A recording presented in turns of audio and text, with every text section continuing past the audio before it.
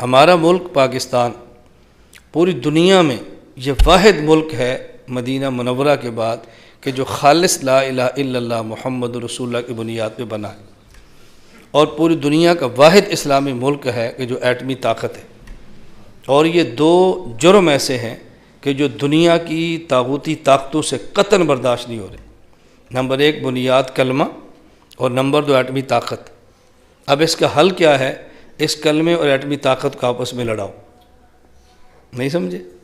اس کلمے اور ایٹمی طاقت کو آپس میں، کلمے کی دولت سنبھالی ہے کس نے؟ علماء نے۔ اور ایٹمی طاقت کا بٹن کس کے ہاتھ میں ہے؟ فوج کے۔ ان کو لڑاؤ۔ اب کلمہ بھی طاقت تو چھوٹی نہیں ہے نا، بہت بڑی طاقت ہے، اور ایٹم دنیا کے اعتبار سے طاقت ہے۔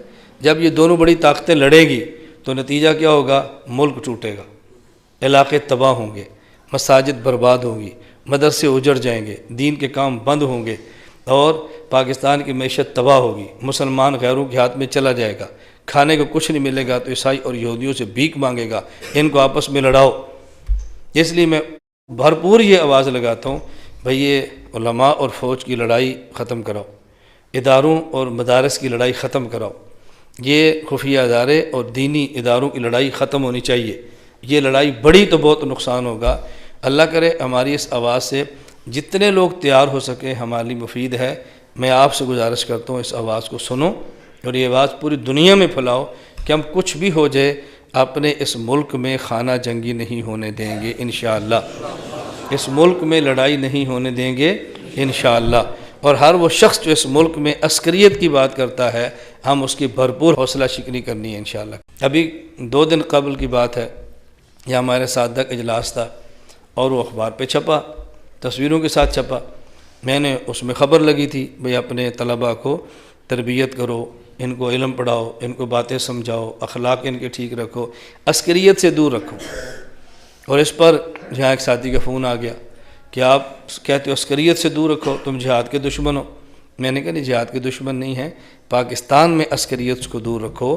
ہمارا مقصد یہ ہے کہ غیر قانونی پاکستان میں اسلحہ اور یہ پاکستان میں جو جنگ شروع ہوئی ہے، اس سے اپنے طلباء کو دور رکھو اور ملک کو بچاؤ۔ تو ہم یہ آواز لگا رہے ہیں اور بڑی کھلے عام بات کہہ رہے ہیں۔